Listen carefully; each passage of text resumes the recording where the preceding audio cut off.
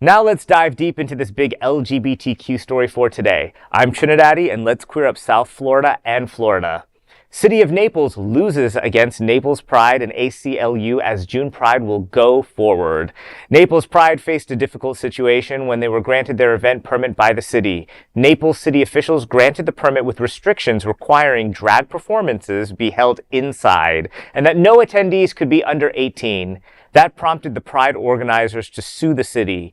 On Monday, U.S. District Judge John Steele ruled that Naples city officials violated free speech by adding these restrictions. In his ruling, he wrote, quote, "The city's requirement of an indoor location for the drag performance, even if a good faith attempt to mitigate risk, is clearly viewpoint and content based.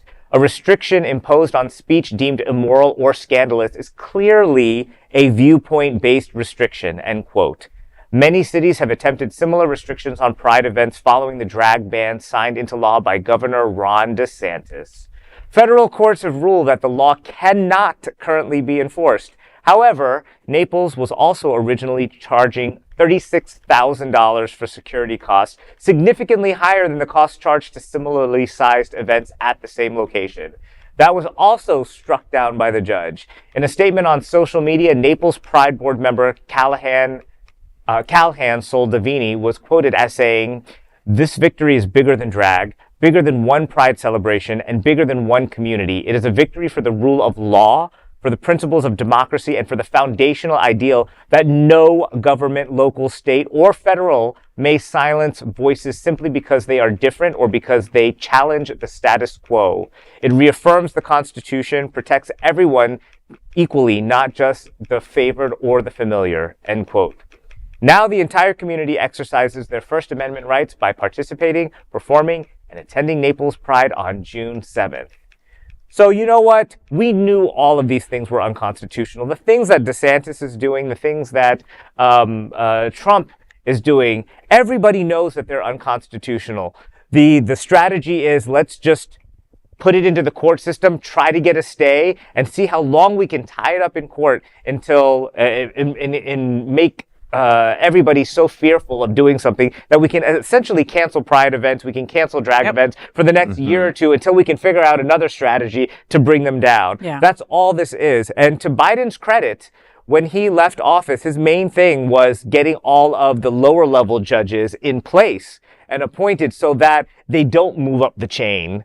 And so a lot of that did work. I get called by HRC, Human Rights Campaign, every other day. Because they can't figure out how to take my name off of the list when I give the money. But anyways, I support you all. And their first line is that we have defeated every anti-LGBTQ law that has come across or proposal in the past, I think, year or so. So shout out to HRC for doing what you're doing legally and standing up for everybody. But just know that's what they're doing. It is unconstitutional, and don't be fearful in the fight. We have to be out there. We have to be protesting. And when they tell us we can't do something, we can't get into drag, we can't walk on the street hand in hand, whatever Handmaid's Tale bullshit that they're trying to pull, we have to stay strong and continue to resist. You know, it is now, we're in May, right? And William Haas, the president of the Bears of South Florida, who's also a member of Naples Pride, right, came and brought us this story to the table months ago, right? When sponsorships were pulling out, when the city didn't want to give them the permits, right? You know, to charge a small group like Naples Pride, $36,000 for security, when last year it was a third of that. You know, it's just a slap in the face, literally telling you we're only charging you more because you're queer, right? Because you're doing an LGBTQ plus event. And many others would have just rolled over and said, you know what? We don't want the drama, right? Let's wait till next year, like you said, right? And it's not the wrong, it's the wrong answer, right? But I understand people doing that. People have to protect their nonprofits. People have to protect the money that they do have. People don't want to lose all their sponsors, right? So people do things, and those decisions are not freaking easy at all, So they could have turned over and said, F it, let's not do it. But instead, they got Miss Bouvier to start getting money together, right? They raised tens of thousands of dollars, for Naples Pride. They're still having Naples Pride no matter what. And then something like this saying, no, we're not going to stand for it, right? We're not going to stand for it. We're not going to roll over. We're not going to kiss the ring. We're going to fight. And they're still going to be able to have their Naples Pride, which is incredible because when they first said this story, I was a little worried. You know, I thought they probably wouldn't be able to have their gala, their pride and everything. Their gala was super successful, and now their pride will be as well. And Naples is pretty red. Yes.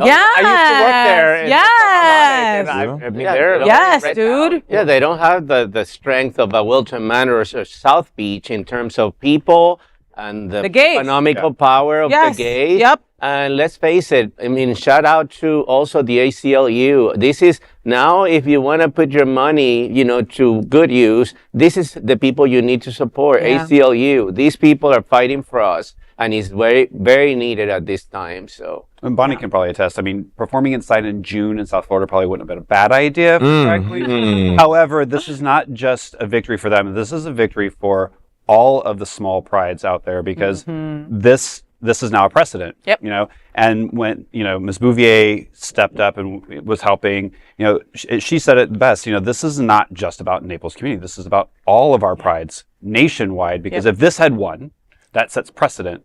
And so the little pride that happens in Mississippi, or the one that in the middle of Kansas, would have not been able to happen. Which are probably more important than ours. Okay. Yeah. Absolutely would not have happened if this had stayed the course and not happened, you know, and the city would won.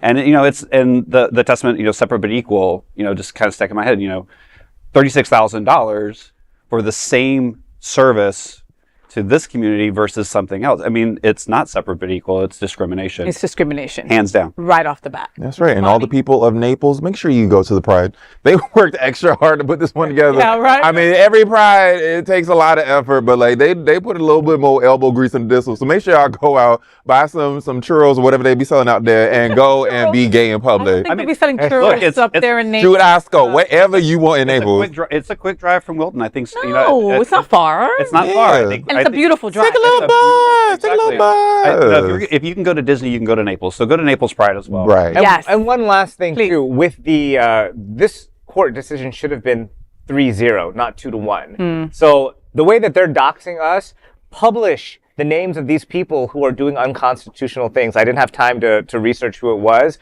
but you know, those are the judges. When voting comes out, most of the time when it's judges, we're like, I don't know who this is, like whatever. Do a little research, note of find that. those people, and make sure that you take note of that judge's name who dissented in that 2-1 decision, and all the other people that contributed to trying to block it. And remember those names, publish those names. 100%. And on the other side, big shout out and love going to all the people who fought for Naples Pride, all the performers, all the board members, everybody who sets up and puts down, okay? All of you made that happen and will make that super, super successful. On another side note, I want to send love from everybody at this table going out to William Haas, the president of the Bears of South Florida. He just lost his mother. And I just want to send a big shout out to you, saying that we're all thinking about you and we love you. And that is the big LGBTQ story for today. There is no other queer nonprofit media platform like this in the entire world. Support our LGBTQ stories by subscribing and sharing Queer News Tonight.